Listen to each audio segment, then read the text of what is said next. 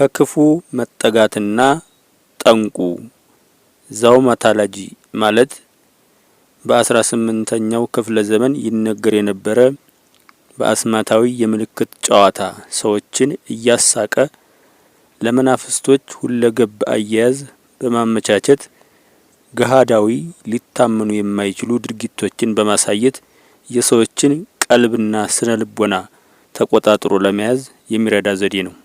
ይህ በመናፍስቶች አሰራር ተመልካቾችን በተአምር ማጓጓት መያዝ ይጨምራል።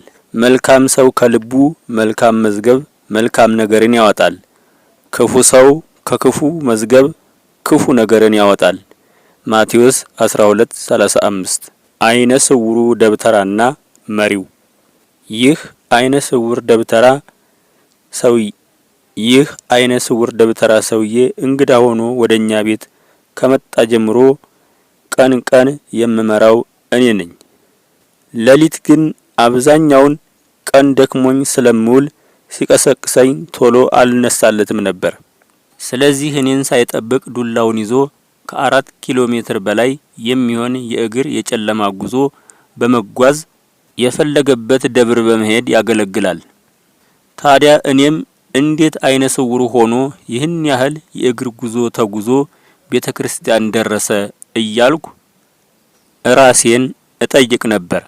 ምክንያቱም ቤተክርስቲያን ደርሶ ሲያገለግል ሳየው ከኔ ከአይናማው የተሻለ መሪ አለው ማለት ነው ብዬ ማን እንደሆነ ለማየት ጓጓሁ። አንድ ቀን ቅዳሜ ለእሁድ አጥቢያ ሌሊት 6 ሰዓት ሲሆን ወደ ቤተክርስቲያን ለመሄድ ተነሳ። እኔም ተደብቄ ተነሳሁ። ከዚያም እርሱ በአንድ በኩል እኔ ደግሞ በሌላ በኩል ሆኜ ከኋላው በዝግታና በርቀት መከታተል ጀመርኩ። ዱላውን ይዞ ከቤት ወጣ። እንደለመደው ወጣ ገባውን መንገድ ሳይስትና ሳይቸገር ሲራመድ ሳየው በሰዓቱ የተሰማኝ ስሜት ሰውየው አይኑ ምንም እንዳልሆነና እንደሚዋሽ ነበር። ነገር ግን ከአገልግሎቱ በኋላ በሰው አስጠርቶ ወደ ቤት ይዤው እንድሄድ ጠየቀኝ። በዚያን ጊዜ አይኖቹን ትኩር ብዬ በደንብ ለማየት ሞከርኩ። በእርግጠኝነት የአይኖቹ ብሌኖች ሙሉ በሙሉ አልነበሩም። ነጭ የሆነ የስጋ ሽፋን ለብሰዋል። ታዲያን ያን ያህል ኪሎ ሜትር ያለምንም ችግር እንዴት መጓዝ ቻለ የሚለው የአግራሞት ጥያቄ ብዙ ጊዜ ያመራምረኝ ጀመረ። ታዲያም በሌላኛው ቀን እንዲሁ ሌሊት ተነስቶ ሲወጣ እኔም እንደለመድኩት ድምጼን ሳላሰማ ተነሳሁና በቀስታ በባዶ እግሬ ከኋላው እየተከተልኩ ለማየት ሞከርሁኝ። እርሱም እንደለመደው ጉዞውን ካለምንም ችግር እየተራመደ ቀጠለ። ጎድጓዳ ቦታ ሲደርስ እንኳን ምንም ሳይደናቀፍ በትክክል ነበር የሚራመደው። በዚህ ጊዜ ከፊት ለፊት ሆኖ የሚመራው ማን እንደሆነ ለማየት የተቻለኝን ሁሉ ጥረት አደረግሁ። ነገር ግን በአይን የሚታይ ምንም ነገር አልነበረም። ከዚያም በዝግታ ከፊቱ ቀድሜ አካባቢውን እየቃኘሁ ለማድመጥ ስሞክር ልክ ከሆነ ሰው ጋር እንደሚያወራ አይነት ከንፈሩ በትንሹ እየተንቀሳቀሰ ይነጋገር ነበር። ወዲያው ከውስጡ አንዳች የሚንሾካሾክና መንገዱን እንዴት እንደሚሄድ የሚነግረው ኃይል እንዳለ ተረዳሁ። እኔም ድምጼን እንዳጠፋው ከፊትና ከኋላ ሆነን ሁለታችንም ከቤተክርስቲያን ደጅ ደረስን። ከዚያም በኋላ ሁኔታውን የበለጠ ለመረዳት ስለፈለኩ በሳምንት አንድ ጊዜ ወደ ወንዝ እየወሰድኩ ልብሱንና ገላውን በማጠብ በበጎ ስራ ማስደሰት ጀመርኩ። እርሱም በማደርግለት ነገር በጣም ስለተደሰተ አንተ ልጅ ውለታህ በዛብኝ፣ ምን ልክፈልህ? ከመመረቅ ሌላ ምን ባደርግልህ ደስ ይልሃል? ብሎ ጠየቀኝ።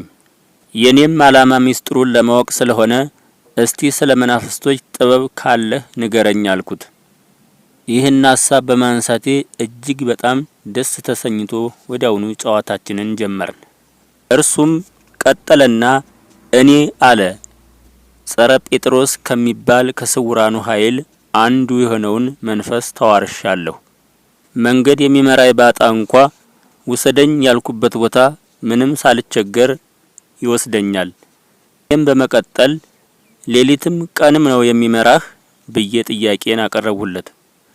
አዎ አለኝ። እሱም እንግዲያውስ ዛሬ ወደ ቤት ስንሄድ እኔ ከኋላ ኋላ ሆኜ ስትሄድ ልከተልህ አልኩት።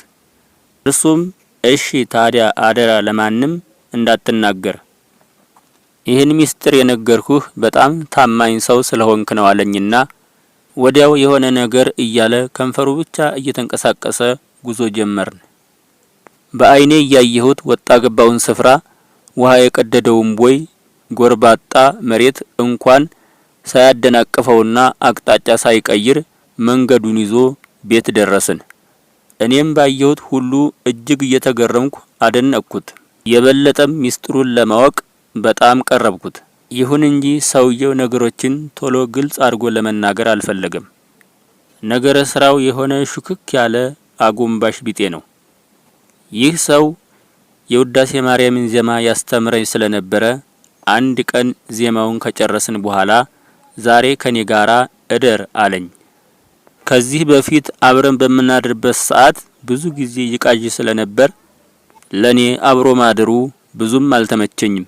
ምክንያቱም የተዋረሰውን ኃይል የበለጠ መጠራጠር ስለጀመርኩ አብሬው ተኝቼ እያለ ጥላው ብቻ የሚታይ ጥቁር አውሬ የሚመስል ነገር እየመጣ ያስፈራራኝ ነበር።